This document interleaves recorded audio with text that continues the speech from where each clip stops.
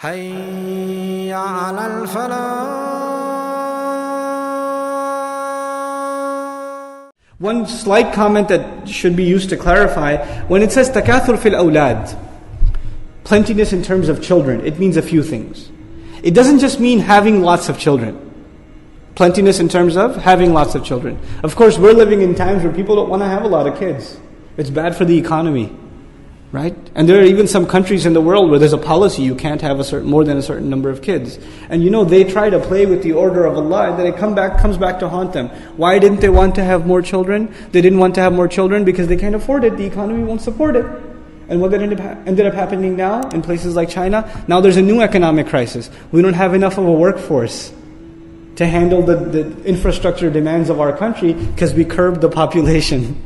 So they're in a new economic catastrophe now that they themselves created because of curbing population. SubhanAllah.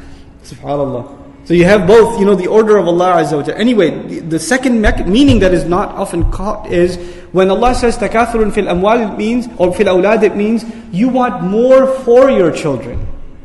In other words, this competition, I should have more than the other. It transcends into your children, and you say, my kid should have more than the other guy's kid. My kid should make it to the team. Why did he get picked? Why did that one get an A and mine got a B? I'm going to go complain to the teacher. How come his son got a B? Well, it has nothing to do with your son. Your son got a C for his own reasons.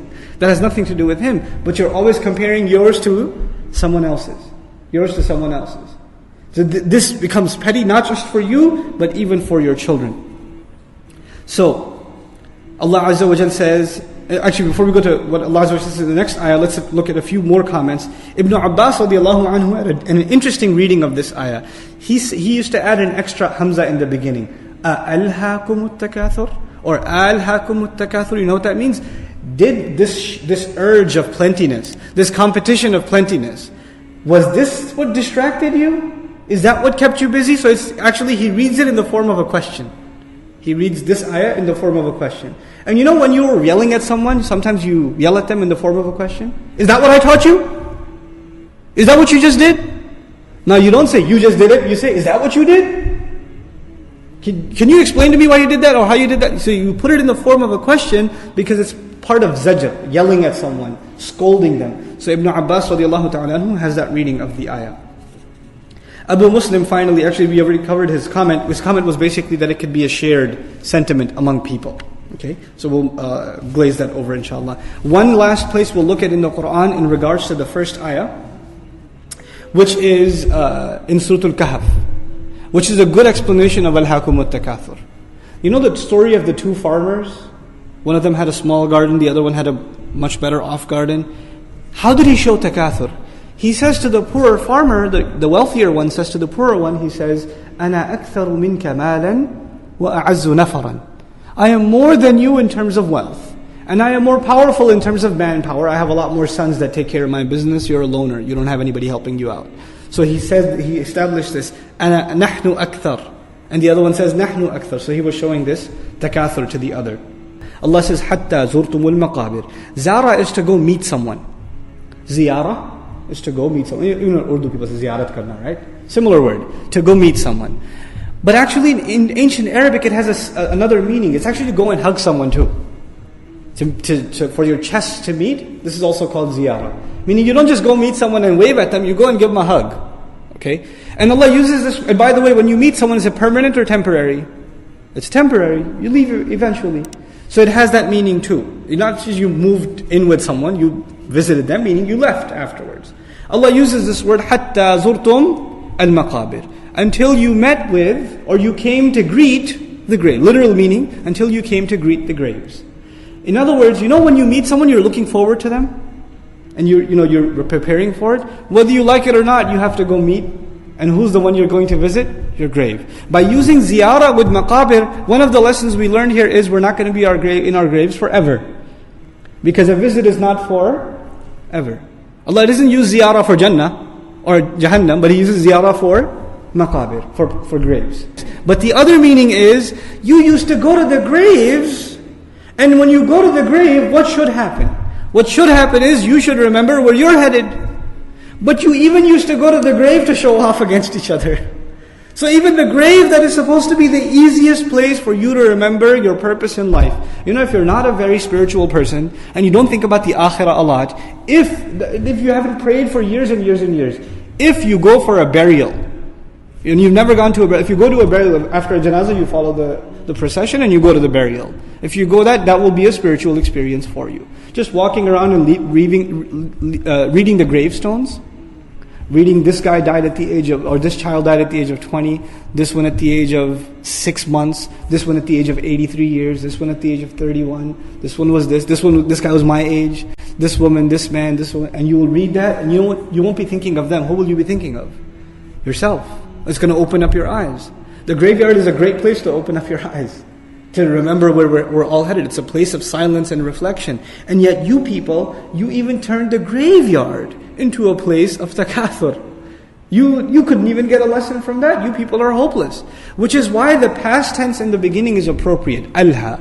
It deluded you. Not that it will delude you, but it already deluded you. In other words, you are beyond hope. You people are a hopeless case. If it says it will delude you, there's still hope. Maybe it won't. Maybe I'll change because it has that potential. But if it's already happened, it means you people are a hopeless case. SubhanAllah. Now, specifically this comment, there are many mufassirun that have said this, but we'll just quote Shawkani, inshallah ta'ala. وَقِيلْ إِنَّهُمْ كَانُوا يَزُورُونَ الْمَقَابِرِ. It said that they used to visit these graves. فَيَقُولُونَ هَذَا قَبْرُ فُلَانٍ وَهَذَا قَبْرُ فُلَانٍ فَيَفْتَخِرُونَ بِذَلِكَ.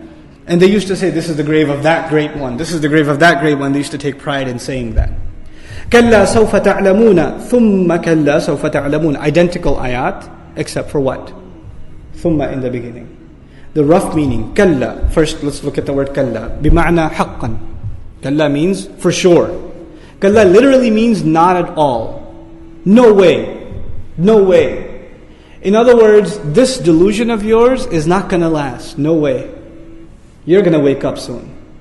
And when you do wake up, you will yourself be saying, what have I done? How could I have been deluded? You know, when people are so distracted, there are people you try to wake up and you try to tell them what life is all about, and they don't want to hear it at all. And you say to yourself, man, there's no way this guy will ever accept the truth. That guy is a hopeless case. This one, no way they will ever listen. Allah says to them, Kalla. No, there is a time. For sure. They will listen. No more distractions. And this is after they've gone to the graves, right? After they've been buried. Now, كَلَّا سَوْفَ تَعْلَمُونَ. The first one. Very, very soon you will find out. سَتَعْلَمُونَ means soon you will find out. سَوْفَ تَعْلَمُونَ. Very soon you will find out. Meaning your death is very, very close. It's not just close, it's very close. And as soon as you die, you're going to find out. Ali radiallahu anhu used to say, النَّاسُ نِيَامٌ. People are sleeping. He says people are sleeping. And when they die, they wake up. They die, they wake up. This was his comment, radiallahu anhu, in regards to this ayah. So we find, كَلَّا سَوْفَ تَعْلَمُونَ. Soon you will find out. Find out when? You'll find out when you go to your grave. Man, what have I been busy with? What should I have been busy with? You'll find that out pretty soon. As soon as one goes into the grave and the questioning begins, you realize how messed up you have been. That's the first one. Then he says, ثُمَّ كَلَّا سَوْفَ تَعْلَمُونَ. Then again, ثُمَّ كَلَّا سَوْفَ تَعْلَمُونَ. Some ulama comment, the second ayah is not just for emphasis. The first one is for the questioning in the grave, when you will realize how messed up you were. The second one, soon you will find out, is when you come out of the grave and the day of judgment begins and all of your deeds are taken out and the whole scrolls begin. Then you will really realize how distracted you had been. The full record. And the second record is more comprehensive than the first record. In the grave you're questioned, but not thoroughly. But when you come out on the day of judgment, how are you questioned? Thoroughly. So the second questioning is more powerful than the first, which is why the second ayah has thumma, making it more powerful. Thumma is akad. It adds tafkhim, it adds tahweel, it adds emphasis, it adds terror, and it adds comprehensiveness to the phrase.